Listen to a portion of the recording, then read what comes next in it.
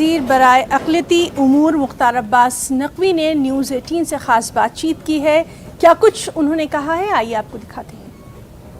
हमारे साथ बात करने के लिए मौजूद हैं केंद्रीय मंत्री मुख्तार अब्बास नकवी। सर, कल जिस तरीके से वायलेंस देखने के लिए मिला जगह जगह पर, किस तरीके से देखते हैं आप इसे? देखिए, एक बात सबको समझना चाहिए, सौहार्द हमारी ताकत है और सांप्रदायिकता हमारी तबाही भी है और कहीं ना कहीं जो आफत भी है। तो सौहार्द की ताकत से सांप्रदायिकता की तबाही और आफत से हमें अपने को बचाना भी होगा।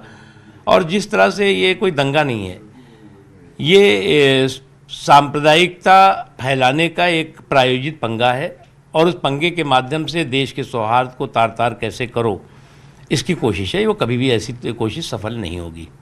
सर, एडीजी प्रयागराज ने तो ये भी कहा कि एसपी और एआईएम का हाथ है इन सब चीज़ों के पीछे। देखिए, जो भी होगा, मैं इसमें कौन है कौन नहीं है ये तो कानून अपना काम करेगा, लेकिन एक बात समझना चाहिए, जो लोग भी इसमें शामिल हैं उनको जो है उनके खिलाफ कड़े से कड़े कानूनी प्रावधानों के तहत कार्रवाई होनी चाहिए।